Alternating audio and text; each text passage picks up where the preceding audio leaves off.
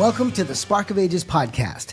Today we're sitting down with Chandar Pattabhiram, a marketing maestro who's basically a rock star.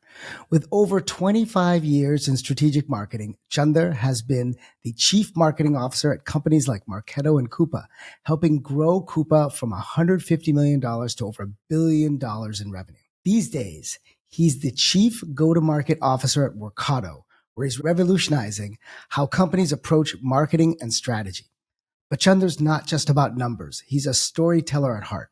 He's been recognized by LinkedIn as one of the top 5 CMOs in the world to follow and has a philosophy that boils down to one simple mission: set up sales to win. He gained these insights while cutting his teeth at some great companies, Accenture and IBM. Originally from Chennai, Chandar did his undergraduate at PSG College of Technology in India with a background in mechanical engineering, love engineering, and went to University of Texas for business school. Some of the key takeaways you can expect from this episode: the impact of the latest AI innovations on go-to-market strategies and the agentic economy, specific practical operational challenges that go-to-market teams face due to the proliferation of AI agents, and finally, Chandar's go-to-market journey and valuable lessons learned throughout his career. Chandar, welcome to the Spark of Ages. Rajiv, thank you for that very kind introduction. It's awesome to be here, my friend, and great to chat with you today. Yeah, great to. I've been following you for many, many years. As you probably know, Workato is one of the companies that are heavy in the B2B space. And so I'm so used to seeing you up on stage, and it's great to get to know you in person and then have you on our show. So this is going to be a real treat. Great to be here, my friend. Okay, so let's start. In your thought leadership, you've highlighted the agentic opportunity and the need for a new agentic stack to address agent sprawl. What are the most significant practical operational challenges that the proliferation of AI agents creates for go-to-market teams trying to effectively reach and engage both human buyers and other agents? So how does this change or necessitate a fundamental rethink of traditional go-to-market processes beyond just adopting AI point solutions?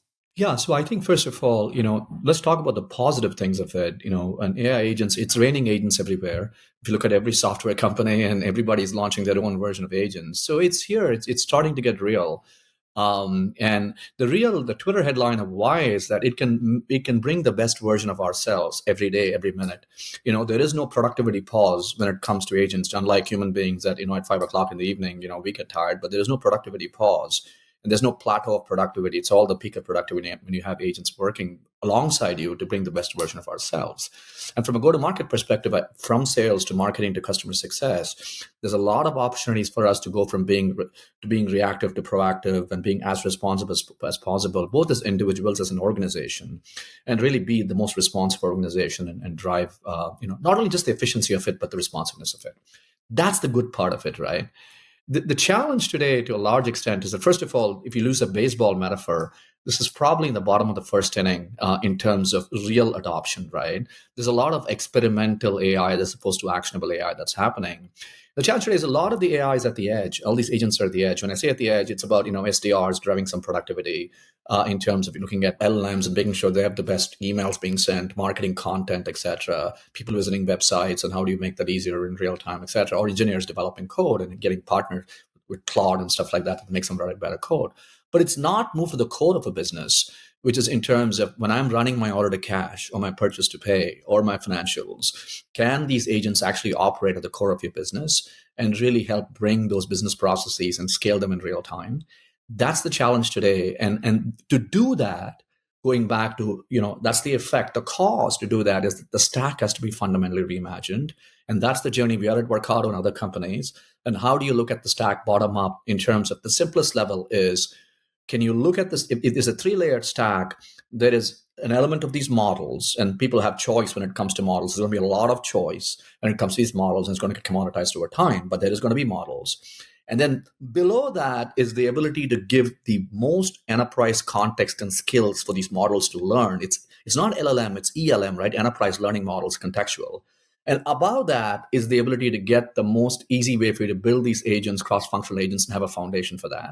So if you can provide this kind of, think about it this in three-layer ways, the foundational context and skills, the models, and then on top of that, the ability to build these agents with the right governance, trust, and the ability to avoid agent sprawl. And I think that is the stack. I give you a long answer, but I want to set where the context is and where this world can go to in terms of the agentic opportunity.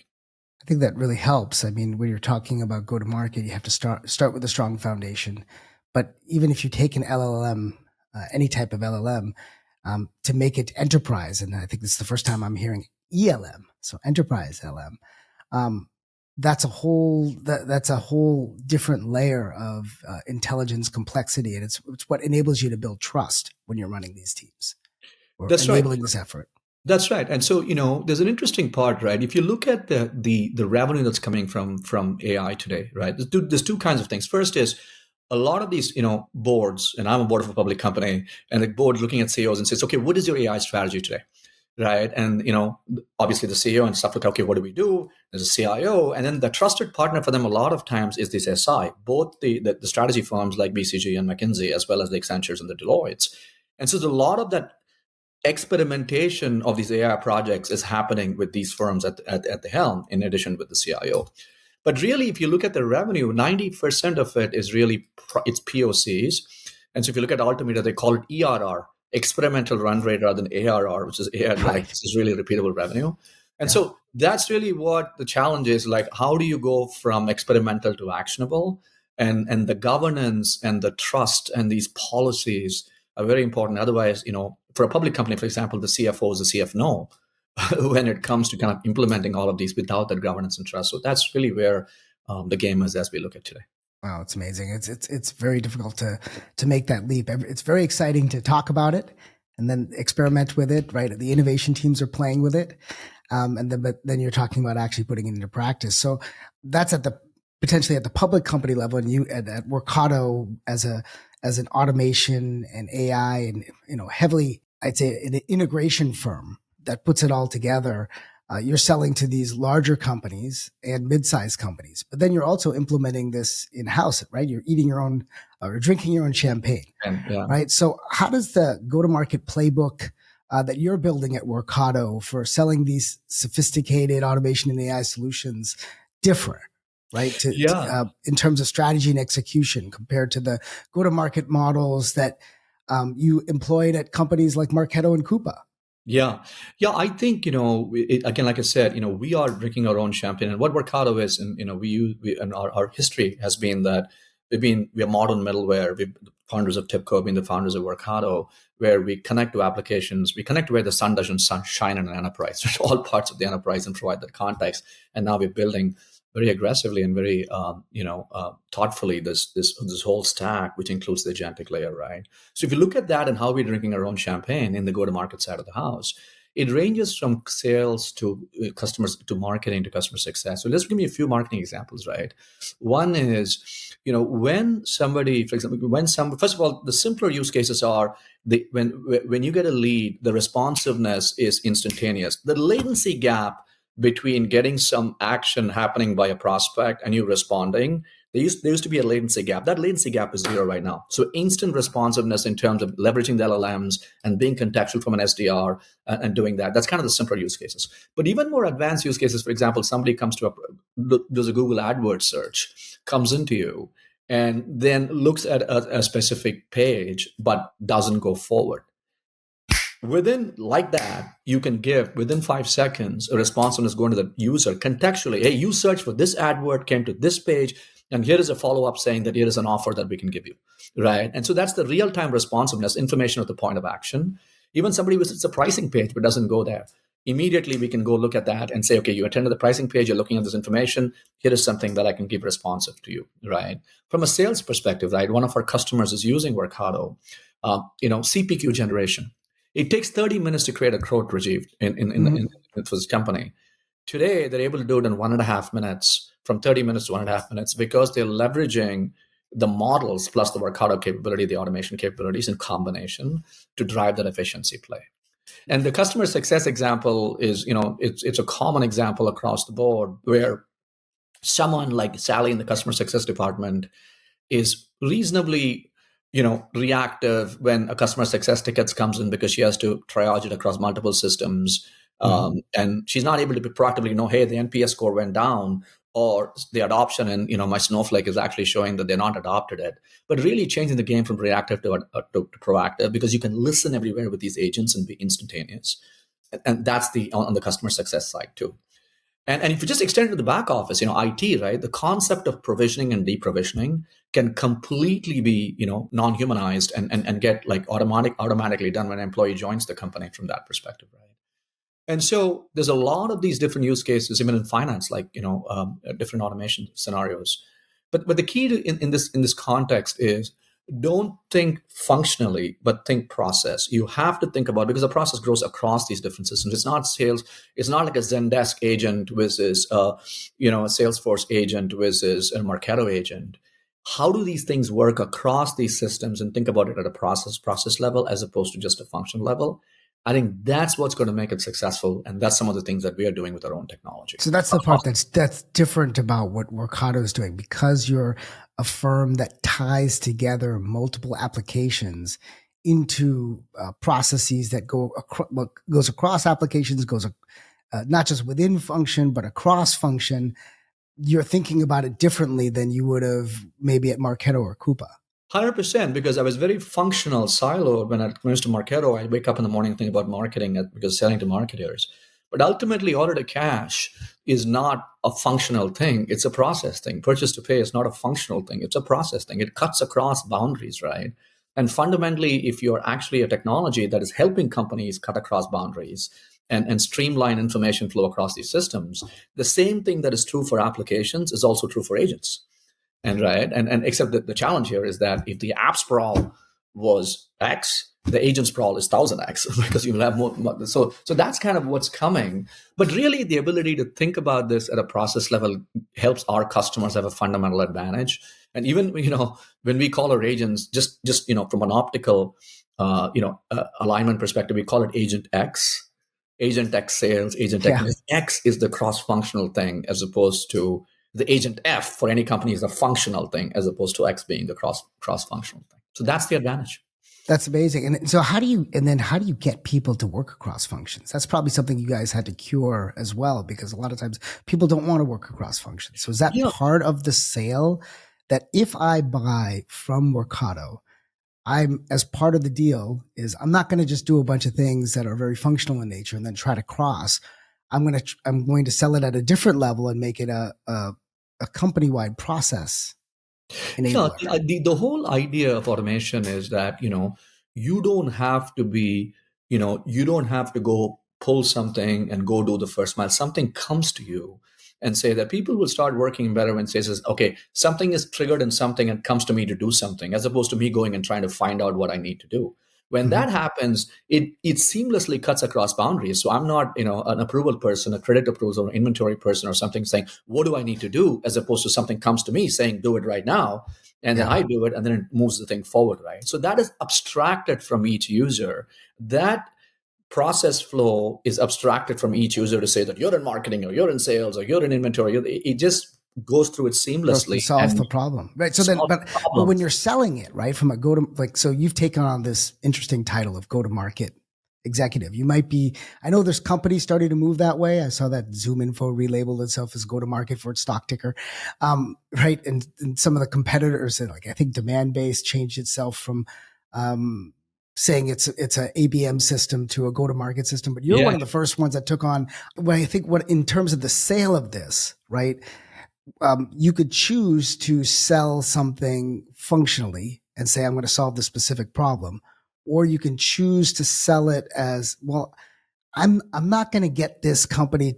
I'm not going to go there unless I can get something that's more of a process flow. Is that part of the filtering when you guys think about it? When you guys try to drive the motion? It is. It's the power of and, near, not or, right? Yeah. And so certain times what happens is Atlassian, for example, has a very specific financial need, which says that I got to close my books, 30 systems within finance, connecting all roads lead to Rome, right? ERP. And I need to connect all this stuff. It's painful. And okay, I'm going to use Workato to kind of automate this process and do it in half the time to close books for a public company. But in addition to that, it's and not or. In addition to that, IT teams and business technology teams have the purview of processes across these different functions, right? They're looking at it saying, hey, why do I need technologies that are connecting these applications? Because I see this siloed problem. And how do I go from silo to synergy? And a lot of times business technology teams and IT teams are tasked to do that. That's historically what middleware happened, right? So when you open the door through those teams, fundamentally, many times you're the burnt victim of saying that this is a problem that my organization is not as streamlined, it's more siloed than it needs to be. And so when you open the door through that buyer persona, you're fundamentally approaching it from a process perspective as opposed to approaching it from a very functional selling to marketing or sales or customer support, which tends to look at it siloed. Right. And so that's I think that's a really interesting way of doing it. It changes the dynamic because a lot of times I'll take, a salesperson say, I'll take the first thing I can get. And this is creating a different bar. And it's a really smart way of going. It is. And I think there's fundamentally a functional challenge when you sell only to a line of business. When you're selling, these AI technologies, again, the challenge is going to be the app sprawl, the agent sprawl I talked about. But the other thing is, executives buy platforms, practitioners and functions buy products. And so you got to kind of position as a platform sale when you're looking at it holistically across the board, than just looking at it as a specific product for a particular functional use case, right? That's the approach. That's great. So you talked about agent sprawl, right? You have with AI, there are vast data sets, customer conversations, campaign performance. So are you seeing that AI is changing the metrics that are important for go-to-market teams to track and prioritize? Are they changing are they changing fundamentally, or are they basically similar to what you've always had, but you're doing it faster, more effectively? And are there specific data sources that you're seeing that are becoming more important than they used to be in this AI-driven framework? Yeah, it's a good question, man. But ultimately, if you go back to first principles, go-to-market is go-to-market, selling is selling. Ultimately, you gave me that thing about set up sales to win. So I'll answer the question this way. I'm responsible for organizations ranging from growth marketing to corporate marketing to partnerships to go-to-market strategy to operations and stuff, and even incubation sales outside of just the enterprise sales teams, right? So why do we exist? We exist to drive harmony across these functions. There's either harm or harmony in organizations. So harmony across these functions to ultimately set up sales to win. So the metrics ultimately are these three things. In all go-to-market, you can boil it down to three metrics: win more, win bigger, win faster. Right? Are you winning more, which is your win rate? Are you winning bigger, which is your ASP? And winning faster, which is the sales cycle. So AI, non-AI, all these things, etc. Right? Ultimately, it comes down to these metrics. So I don't think the mindset of metrics changes, but it really is driving, as I said, the efficiency and the responsiveness at a scale that's never been done before. The efficiency and the responsiveness, that's really the opportunity here, so that you're really focusing on what matters most and driving all these efficiency issues that, salespeople fundamentally, they don't like to do a lot of things, right? And salespeople do what you inspect, not what you expect. And so imagine you kind of, they don't, so I mean, every time you look at a pipeline report or you look at any of these win-loss analysis and all these things, there's a lot of these data has to be kind of further calibrated because, it's some salesperson in Abilene, Texas putting the data in and you don't know if that's true or not. But getting that out, getting that efficiency more, getting them to be more responsive, that's the aha from this perspective, right? And to do that, and you talk about agents and stuff like that for success in those pieces. So maybe one way of thinking about win more, win bigger, win faster. So when I'm running the buyer journey, when I'm trying to understand the buyer journey, maybe before where I might key up on a single type of buyer or a single and a secondary type of buyer as part of driving my motion, now I can hit multiple. Like once it lights up that a company may be interested in my capabilities, I can now address multiple buyers, multiple types of folks with different types of messaging, almost simultaneously. And helping the salesperson think through how they get, the marketing system can get to them, and the salesperson can get to them as well. You can somehow, and it's hard. It's not simple because you still have to approve all this content and think about how you customize it and all that. But I can open up multiple layers. You can, Rajiv. I think there's a two-edged sword here. Just to be very going back to fundamentals of go-to-market, right? The ability for you to kind of think holistically. I talked about processes, opening the door through IT, and the ability to see the impact across areas of go-to-market that AI can do is high and yes like that. So there's on one hand the ability to go do that positioning. The other hand is the first principles of go-to-market is while you're scaling an organizational, it's not like the larger, I mean, you're going from 100 million to a billion, for example, even from 50 million to whatever, your success is inversely proportional to the amount of buyer centers that you deal with. Meaning, the smaller the amount of buyers. When I say a buyer center, for example, sales is a buyer center, sales and Sure. sales associate, right? You go try to open the door with 4 or 5 different buyer centers, you kind of getting dilute the sales enablement problem, your positioning problem, your website problem, and all these things. So there's a balance there. And my philosophy has always been that when you're trying to open the door when you're scaling the organization, you have to make sure buyer centers in such a way that they are one standard deviation away. So procurement and finance are close cousins. We're trying to sell to procurement and supply chain at Coupa. That's 2 standard deviations away. And that's a challenge when you're scaling an organization, right? You look at a company like ServiceNow when it was growing. It's brilliant because they sold to IT as the buyer center. ITSM. They didn't worry ITSM. about anything else, right? And they all and they went up the stack in terms of category expansion, but to the same buyer center. Yeah. And a lot of times organizations get challenged when they go broad across multiple, because I'm a platform, that's the great news. I can sell to anybody. The bad news is that you're a platform and you try to go after 5 different buyer centers.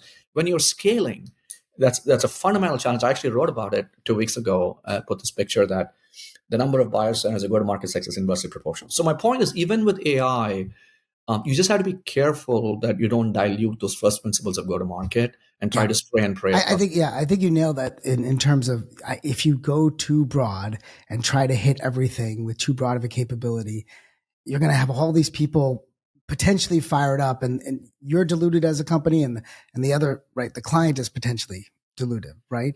I'm actually thinking more that within the group that's trying to buy from you, where before I might be able to hit the IT group, or I might be able to hit like the innovation group, or maybe even one of the functions that would be working with IT as part of that. Now maybe I can go after finance and procurement as part of it, where I might have relied on my champion to go do the job for me. Now I can actually hit all those areas through marketing and through media, et cetera. So I wonder, not wonder, but then we have the metric of, does that actually accelerate the sale, right? If I'm going to create all that extra input, how do I create an experimental group that does this, and then understand, can I get greater sales velocity or opportunity velocity to enable that to occur? Yeah, it's a good question, man. And it also centers around where your core existing champion is today. And if IT has a lot of power in the organization, they can essentially try to go force that decision across teams. The bigger question you're asking, the more meta question that you're approaching, is that when you're looking at these agents, is that a line of business sale or an IT sale? Right? And so that's the meta question in this perspective, right? So I think there's 2 answers to this. If you're looking at, I gave you example of sales or customer success or these things, the way it's positioned today is some of these functional agents, sorry, not apps, are still being a line of business sale, because the Zendesk buyer says, I'm going to buy a Zendesk agent, or a Salesforce buyer says agent. Whereas when you're looking at these agentic platforms that can help companies not only just buy these agents, but also custom build them and scale them with governance and trust, that is an IT sale, right? Mm-hmm. And so you have to think through what are you? Are you a very specific niche agent for a specific line of business? In that case, you open the door with those line of business. Or are you fundamentally a platform that is trying to help these companies scale their agentic framework with governance and trust and also build agents? Then I feel, and I believe, that you're best suited to open the door with IT, with a set of proof points. With a set of, that's the point you're saying, hey, I have this Agentic sales, Agentic marketing, Agentic HR that I can go to the line of business and demonstrate that. But that's a proof point of how this platform can actually scale. One of the things I do like about, since we've interviewed Rishi before on this podcast, who's your chief growth officer, right? So one of the things I do like about the way Workato sells is that it is through example, right? It's not necessarily, well, I'm sure at some point it is. It's like, we're an iPaaS platform, and as a result, we do all these technical sounding things like you talked about. I can enable my sales team to be immediately responsive if somebody gives me a business card during the trade show, right? It automatically looks up information on them, That's a great. automatically pulls it together, it automatically gives me the data. Yeah. It then puts the information in the right systems, but I don't have to leave my Slack instance to know or communicate with it or work with it. That's right. Right. So that's something you guys are really good at, is telling that story from an example point of view. And that's one of the things I think you've written a lot about, is marketing as storytelling, right? How to reach the heart and build a bond. So maybe talk about does AI help you with that as well? How do you keep authenticity with that emotional resonance that you're building up with? It's a hard question, right? It's really hard, right? I mean, people think heart to head rather than head to heart, as you said, right? As a brand, you have to connect heart to head. Your ethos is heart to head. I mean, what's the Greek line? Ethos, pathos, logos. Yes. Ethos meaning credibility, pathos meaning, I think, emotion, and logos meaning logic. So emotion before logic, right? If you're credible, you can drive with emotion. That's a storytelling answer. I think, look, there is a tremendous opportunity. It's early about how AI can help improve your storytelling from that perspective. Again, this concept of enterprise learning. I'll tell you one example. I was helping a large VC firm. I wouldn't say what the name is today, to help them rebrand before I joined Workato. A very well-known VC firm, really good founders, or at least really good managing partners and stuff like that. And they kind of gone a little off in their positioning from where they were, and they want to really kind of up-level their positioning and stuff like that. So we went through a workshop for a few weeks. And so I was trying to say, okay, how can I leverage AI to kind of help on this emotive storytelling and these things, right? So, I use one of these models. All these models are reasonably good. And then, I kind of fed the brand ethos into a document and says what this brand stands for. And then I kind of fed it also the whole Steve Jobs Think Different commercial, like 1997, in terms of what that whole storytelling is. And said, given this brand ethos, I want something stylistically aligned to this whole, think different kind of a story. What I got back in like 40, 50 seconds was incredible. It was absolutely, that would have taken a set of copywriters, some time to kind of come up with it, right? But of course, it's a starting point, not an ending point. There's always human in the loop to kind of go further, calibrate it. But that element of this idea of smarter together, the wisdom of the crowd, right? And leveraging the wisdom of all the data that's sitting out there is incredible from a branding perspective, and how you can now you have to keep the essence of your brand, but man, there's significant opportunity. That's just one practical example. And when I showed, I love that example, because we had a similar situation where my team was going to present, as part of doing a website, was going to present a new a refinement to their logo. And, I was like, you guys just can't send a bunch of logo designs. You've done all these interviews. You've done all this research.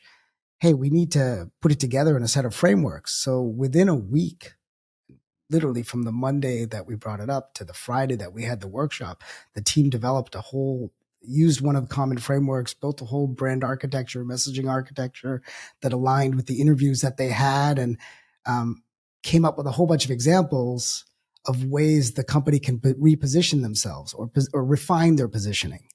And while these chat tools or AI tools didn't come up with the answer, it enabled us to iterate much faster. Absolutely. It's the latency loop. I go back to that point, right? The latency loop of going from idea to execution. If using it's closing the chasm between what your idea and execution is, right? That's really the brilliance of the models. And it actually turned out to be, pretty good. Like, for example, I'll tell you one more example, right? We just did a big partnership announcement with Anthropic for the MCP, mm-hmm. right? It's a new protocol, model context protocol that is happening in the AI space in terms of how you provide skills and context to different agents that everybody's building. So Anthropic has this standard. And so Workato, obviously being, we connect where the sun doesn't shine. It's a great feeder of context and skills into MCP. So we're going to announce it in New York, and the previous day we were just quickly doing a partnership agreement and stuff like that. So I just fed it prompt engineering. Says, write me a one-pager, kind of a solution sheet of the Workato Anthropic value proposition, MCP value proposition, right? Yeah. What my product marketer would have probably taken a few days. It was there like what? And write it in different styles. Give me, It's prompt yeah, engineering, like you yeah. learn and stuff. It's It's really amazing. incredible, Yeah. man. But those are use cases at the edge I talked about, right? Right. The Right. opportunity really is to go in from the edge into if I'm driving my order to cash and my efficiency of my financials and my purchasing and provisioning, that is going to be the game changer in terms of these organizations and how they get reduce the latency loop, close the chasm, and be extremely responsive. That's really the game here. You've talked about earned channels, right? And the pure bond world at one point in your discussions, or in the things that you've written and talked about, how your existing customers significantly influence prospects. So how are you leveraging the latest AI capabilities to fuel brand advocacy and gather actionable insights that actively shape brand perception? Yeah, it's a good question. I think first of all, I keep saying our existing customers are our best sellers. I tell our sales teams all the time, no offense to you, our best sellers are our customers. And the more, you can bring existing customers into the prospect cycle, the better your chances are, especially if they like your product. And deal acceleration happens through community activation. That's right. You really think about deal acceleration happens through community activation. And then can you create that flywheel of you drive the awareness, the acquisition, the advocacy that actually drives the awareness and the acquisition, right? And I think that's the simple framework to think through it. And so from our perspective, like, one of the ways, like, I guide a company called peerbound.ai. Since you said the word peerbound, it kind of struck me. Sunny is running the company, used to work on my team, very smart guy. Again, like you, a HBS guy, and is running it. But just an example of what used to take me, days to look at a case study. And so think about like, the customers come spoken in some, we have this deal analysis, the win-loss report, and potentially they've said something in some webinar or some interview that we did. But the ability to turn around and create these advocacy stories instantaneously in different formats, in different kind of, form functions, like some of them could be a one slider, some of them could be a longer two-page PDF, some of them could be the website, the problem solution views. But the ability to do that, and one of these examples is company, for example, we use Workato also for that, and get those advocacy stories at the hand of sales instantly is an awesome one actionable thing that right. we're doing. It's almost like as they're for two comments on this. One is I think Forrester talked about this recently at their B2B conference. It's the notion of a buyer network. Yep. Right. It's not before we would have internal and external drivers to it. And we knew about the notion of, you have to influence agent, you have to influence analysts, you have to influence your customers to help them drive advocacy, right? But now they've formalized it into a set of a whole bunch of different, areas that we want to drive towards, right? It's not just the analyst, it's the reviewers. That's right. It's just, there's so many different disparate channels now that we want influence to them. And the cool part, like you're talking about, is that with AI and with the ability to understand context, while the salesperson is speaking, perhaps as they're talking on a Zoom call, it could literally bring up some of these examples, right? Of different ways of communicating. Like, I hear a competitor, my competitor. Oh, here's the hit on my competitor. I hear, about an objection. It could literally pull up things. So lots of really interesting and cool ways to pull information together instantly. Look, it's a really good point. I think there's two variations to this, right? I think one is, again, going back to the latency loop. It's contextual information at the point of action that you can get based on being real time and stuff like that for the seller. Like if I'm selling to company X, this particular use case, this particular thing, and we have a reference bot that we have built, for example, is one example, right? In terms of getting real-time information based on if I'm selling to X, Y at the point of action. The second point you made is actually a very interesting point, which is, look, if I have a piece of asset, like a customer has given some sort of an endorsement on our value proposition relative to our competition for any of us, right? And why, in their mind, you are what your buyers think you are. Right. And so let's start with that. And so that perception from their perspective, why they think you're different, why they bought you, et cetera. That piece of content, asset, et cetera, can be contextualized. Selling it to an analyst has a different kind of nuance to it than selling it to another prospect, than putting it on your website, than sending it to an influencer, et cetera, right? So the ability to kind of nuance that in real time and do that, I think it's a huge, huge, huge benefit that it would have taken us think about a traditional way of doing this, right? It sends to some corporate marketing team, a customer marketer looks at it, and then they have to go, and the analyst relations person takes that, and now they have to go customize it. I keep going back to the same point, that latency loop and closing the chasm is really the value in that perspective.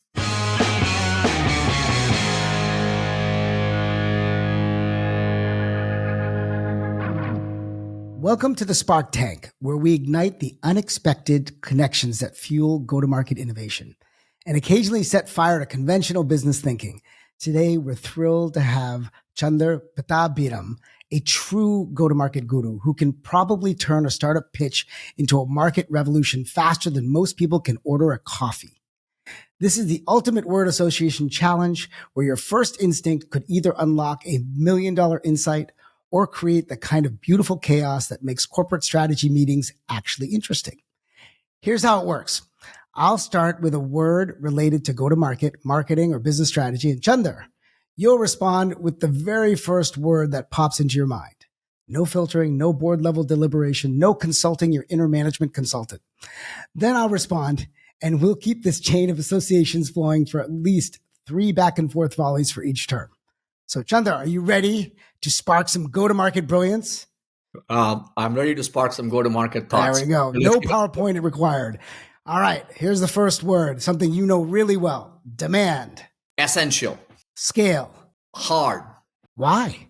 Because most companies try to scale it before they nail it, and you have to nail your instant repeatability as a growing company before they scale it, and that's the trap that organizations fall into. I think this happens a lot. Tehi Nam of Storm Ventures talks about this a lot, where he talks about the founder. The founder makes a couple deals. It's not repeatable because the founder knows so much. And then they quickly turn on sales and marketing and they say, what the hell? Nothing worked.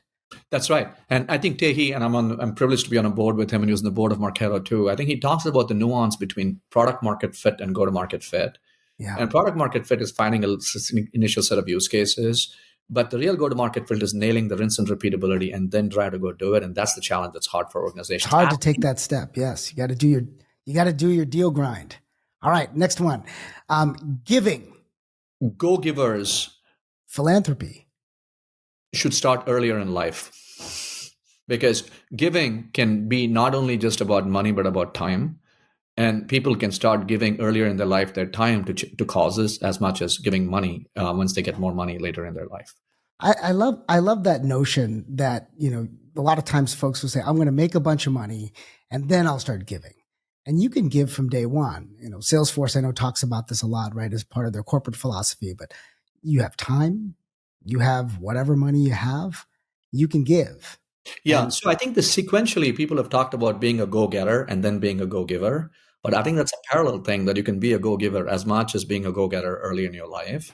And, I'm privileged to be part of a board of directors for one school at a time. It's a charity cause, helping rural kids in India with better schools and stuff like that. And, and so, again, the message that we send to people, obviously we have the privilege of people giving money who've established themselves and are very charitable. But it doesn't have to start there. It can start earlier in life. And I wish I'd done that earlier in my life, to start being a go-giver in terms of my time, as much as being a go-giver in terms of my money later on. I think it's just a great way to build up your sense of purpose, your sense of connection, your sense of community.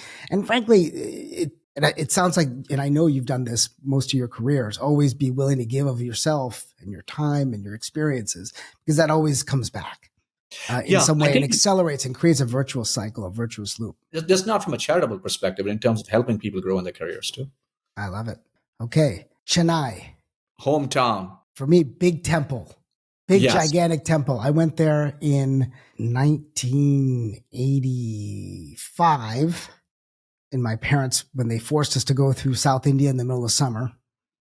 And we stopped in Chennai, and I was like, this is one of the hottest places I've ever been in. It is. It's some really spectacular temples. Yeah, no, it's great temples. That's why I say Chennai is a city. Madras was an emotion, because I grew up in Madras and it was called Madras, and my feelings are about Madras. So Madras is an emotion. Chennai is a city. And that's the way I always go back to my times in, Madras, as I always think of it. I even call it Madras, not Chennai from my perspective.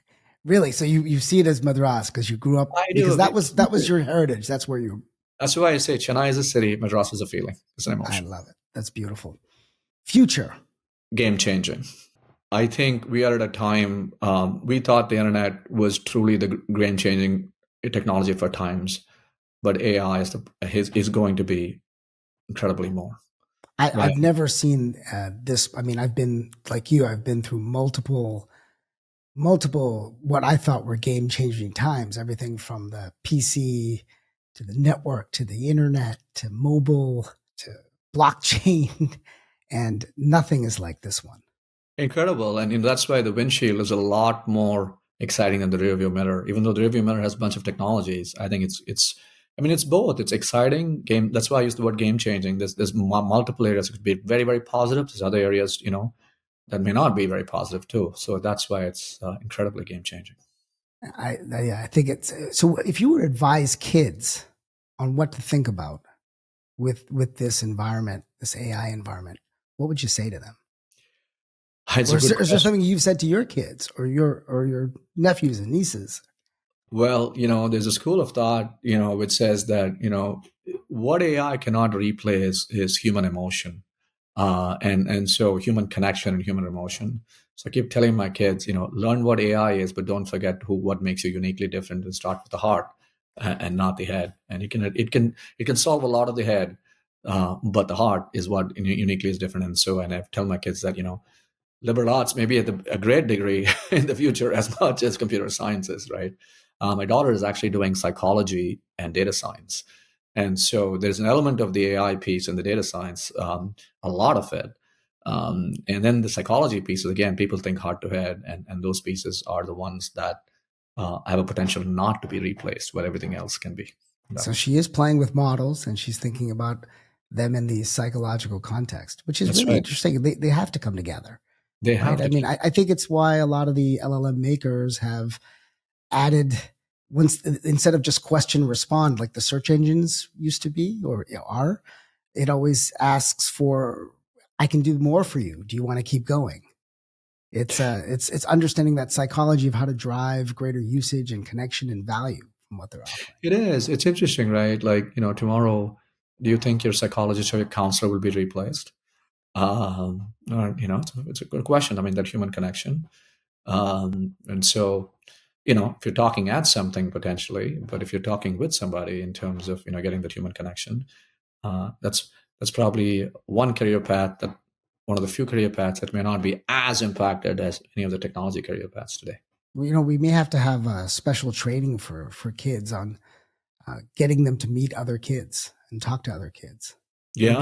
It'll be so easy to talk to your AI agent that that's actually fascinating. There's the messiness of human relationships, right? That meeting your first friend, having your first rejection, being part of a group. Yeah, I mean, you think about this, like, Elon Musk had his Optimus Prime, the robotic launch, right? So think about these agents walking around your house. We were talking about agentic and enterprise and stuff like that, but think about, your bartender can be an agent sitting in your house, or maybe someone who's a companion. If someone's sitting in your house who just does all this stuff and keeps you engaged. 5 years from now, yeah, it's possible. It's possible. We can't. We don't want to lose that human connection, right? You don't. So, that's why heart to head. If you think heart to head, I think there's a shot. Yeah. So Chandar, did you always know that you wanted to work in technology? I know you came in you went for mechanical engineering. I didn't know if that was something you were interested in, or that was part of the normal course of things. You have to be a doctor or an engineer. Was there like a specific moment or project that sparked your passion then for go-to-market from engineering? So where'd you get that passion? That's a good question, man. I was the only guy in my college, I think, went to business school when I was 21. Because early in life, I think it's element of, discovering yourself.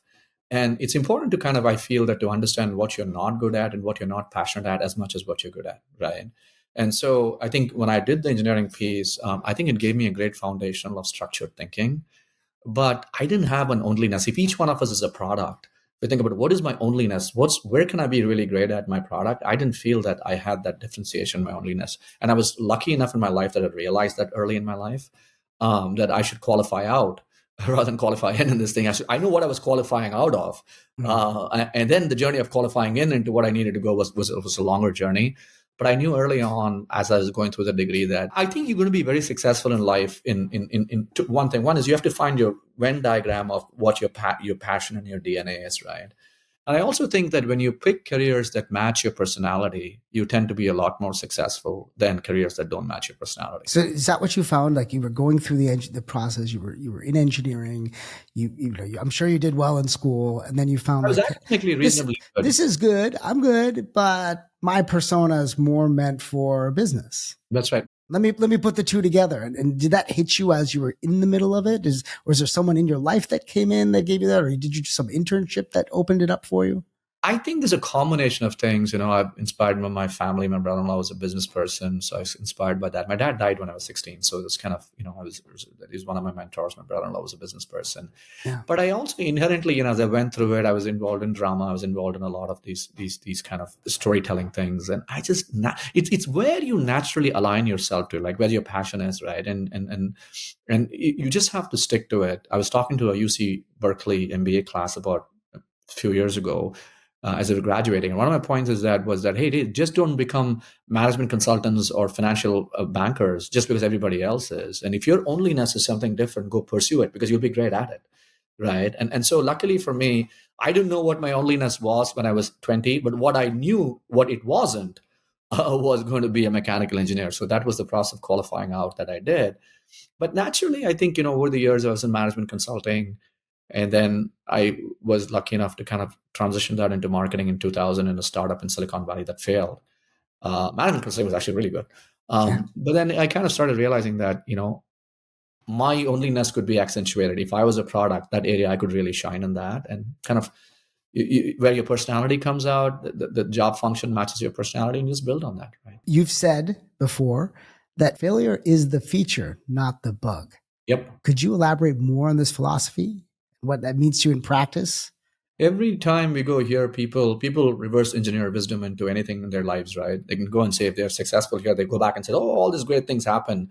But a lot of times, as we know, right, we learn more from, where we did mistakes and where we kind of, did not follow. The path wasn't as rosy as what you think it is. Everybody makes it out to be when you have success, right? And so that's what I kind of looked at it. The best lessons for me, my second business school was, right, all these startup failures that I had professionally. And I've been batting at 50% in startups, right? 50% was successful, 50% was not. And even in successful startups, you went through some challenges along the way that you failed. And so those are the best lessons. And there are two kinds of jobs, right? Jobs that you're successful and jobs that you learn from. And so that's the second part of that, right? And so from my perspective, that's why I've always talked about some of the best lessons when it comes to whether it's in positioning or messaging or go-to-market. If you were to pick one of the businesses that didn't go well and something big that you learned from it that you'd like to share, I'd love to hear it.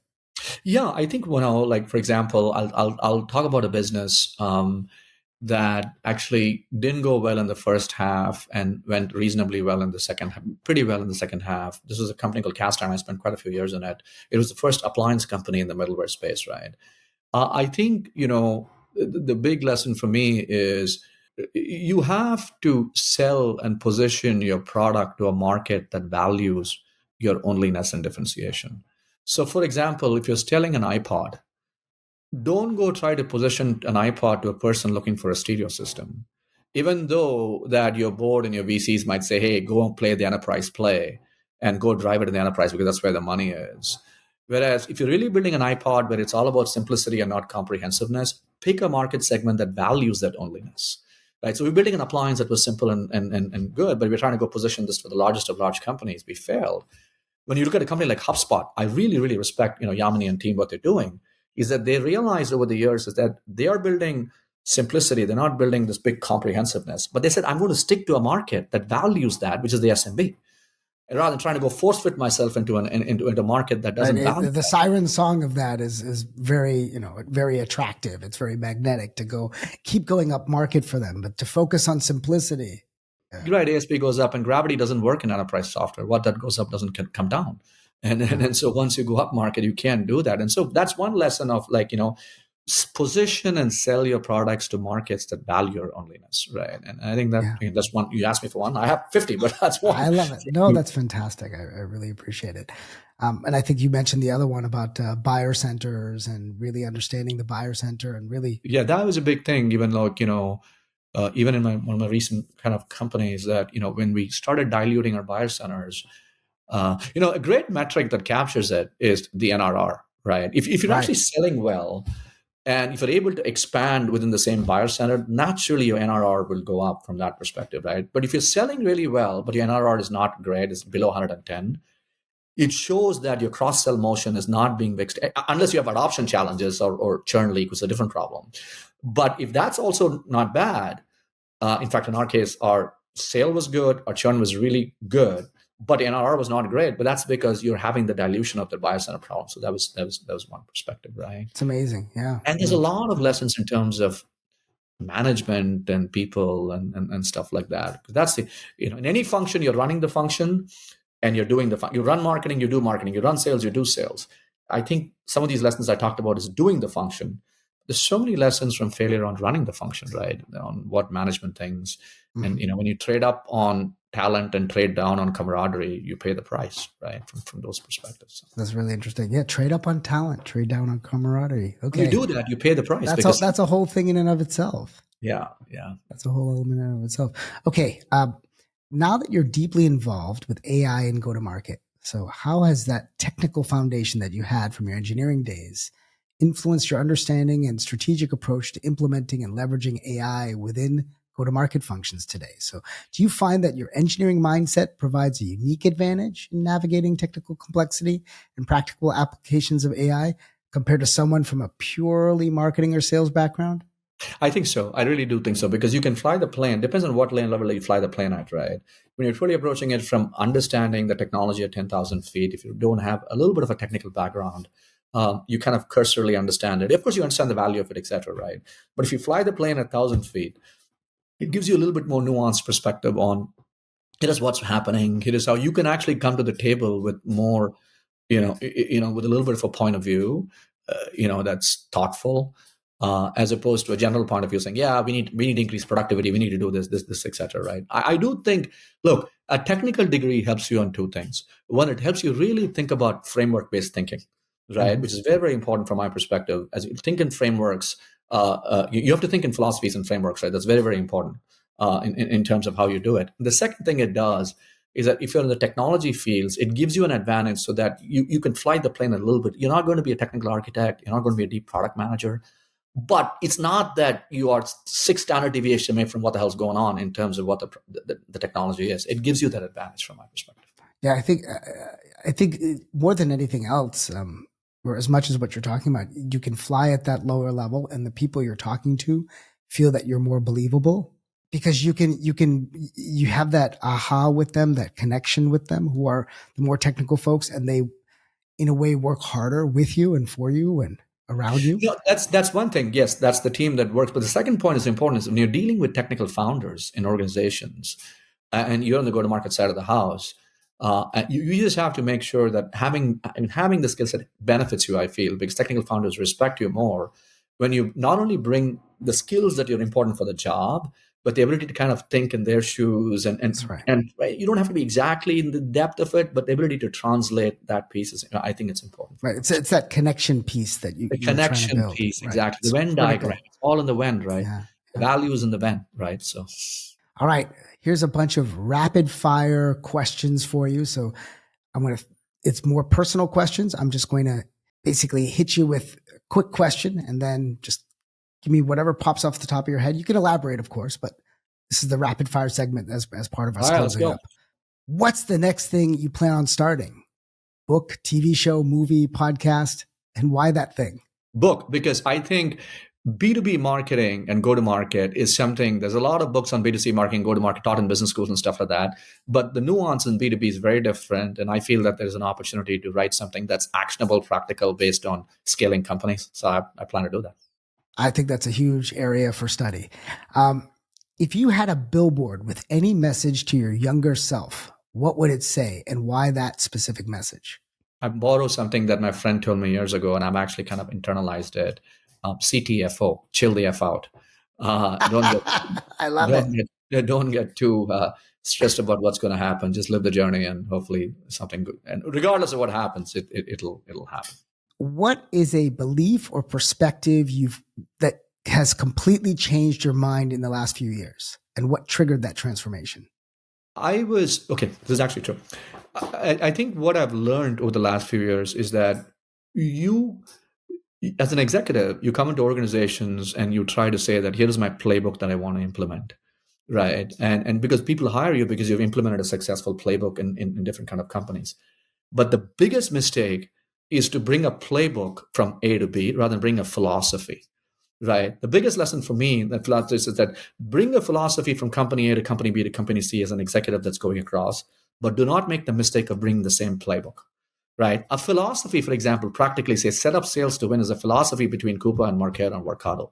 But if I try to bring the same playbook I tried from Marketo to Coupa to Workato, I will consistently fail because each one is unique. It's nuanced, both in terms of its culture, its DNA, and the market segments and product, etc. So that's the biggest, belief system that I've changed, is that it's not about the playbook, it's about the philosophy. I really like that. Chandar, when we were talking once, you mentioned that you had an option to go and be a CEO of a particular company or take on this senior executive role as a head of go-to-market.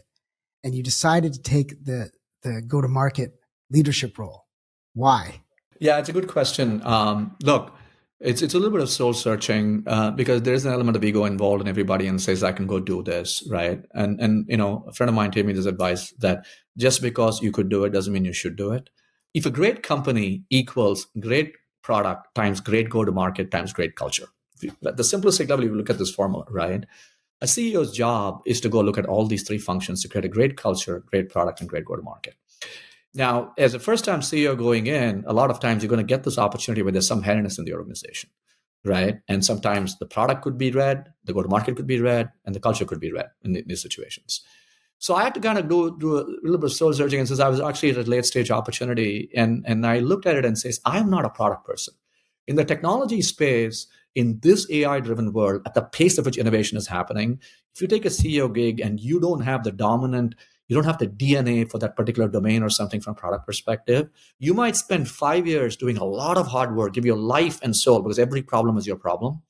And you do that, but you might not end up successful at the end of it, right? So in the risk-adjusted return, if I check the ego at the door, is that if the product is great and you can bring your go-to-market strength to an organization and then bring your philosophies in creating culture, then your risk-adjusted return, both emotionally and monetarily, can be high. And that's what I traded up on. I was talking to Byron Dieter about this, the guy from Bessemer. He gave me some guidance on this, right? Not that I was asking for guidance. We just had a conversation and we kind of brought it up. And so I think that recalibration for me was important. And so that's why I said, I'll pick a great product with a great founder, CEO. And if I have the ability, the opportunity to kind of bring my go-to-market presence into it, then I feel fulfilled and the organization benefits. And that's what I did. So it's a great way of really examining and understanding yourself. Do you have a favorite life motto that you come back to and share with your friends, either at work and life? At the end of the day, life is about, HER, health, experiences, and relationships.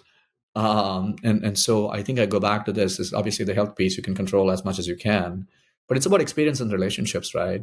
When I look back in my career, in any organization, right, you're going to pick 2 to 3 really close friends and a bunch of acquaintances, right? But that's really for me is that when I look back at the experiences I've gone through, it's very important. And the relationships that I've built, that to me is the most important life model. Like ultimately, at the end of the day, when I go back, reflect on, it's IBM or Castine or Workato or Marketo or Coupa stuff, there's been 2 to 3 relationships, deep relationships that I've built that are really, really good friends.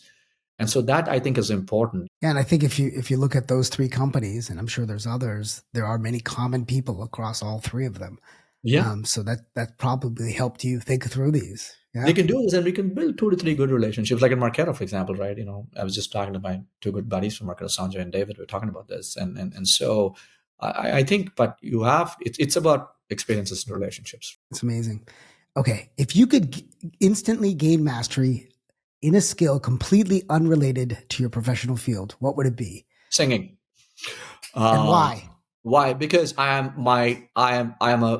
to do karaoke and sing. My problem is my DNA is a little smaller circle than my passion circle, and that being like right. And so I got to get my DNA circle to be as big as my passion circle, and so then it works. But I do like doing it. It's a good stress reliever. It's a good thing, and I actually love doing it. And but I'm getting better at it. But I would, hey, if I had a chance to be awesome at it, I would take it up anytime. That's amazing. I would love to sing as well, but my I can wife, hold a tune, but my but wife isn't a I'm fan a of it. minimal viable product or minimal lovable product. But I am not world class at it by any means, right? Right. I like to pick songs that are that you can say and speak, Yeah. and it doesn't require you to hit all these high notes. So I can do Billy Joel, "You May Be Right," and I can do that really well. And I You don't may have be, to sing it that well. I know, I You don't have to know. be a good singer to do it. He is, but You're I not don't have thinking to be. Bohemian Rhapsody is what you're telling me. No. All right. What's a seemingly small act of kindness or generosity you've received that had a disproportionately large impact on you? I just told you the story that somebody gave me these small books, Oh, that's awesome. and each one has actually each one. I might not have told the story when this started that my team at like 2 companies ago, each one gave me a book of their personal choice with a personal note in it about me. It was generous from a perspective of the amount of affection and the amount of thing that was done, and I just felt it was amazing. That from my perspective, I'll take that for life. Is there just something you want to get, or that's just something, and it can be personal. It doesn't have to be financial. Something that if it just explodes, it's something you're just striving to grab. Oh, the moonshot from that perspective. Yeah. Um, You could be a singer. You could be a rock star singer. You could be what's a personal moonshot that may be related to something you're awesome at. okay, if I get to become a really, really good personal singer and continue to play tennis till I'm 70, then I'm good. Those two things will be very good for me. I'm playing tennis every day. If I'm continuing to play till I'm 70 and about 15 years to go, and then really become a really good singer, that'll be great. Take business out of it for a second. No, I think that's wonderful. I think it's something that you can keep doing, keep enjoying, and you could still, in all those things, relate to lots of people and help a lot of folks in the business skill that you have. So I love it. It comes together so beautifully. So thank you so much, Chandar. It's been such a thrill to have you talk with me. It's everything I dreamed of and more in having you on this show. So thank you so much. Rajiv, thank you, man. I didn't even know the hour went so quickly. It was great riffing with you, and appreciate you really being very thoughtful of guiding me through the conversation.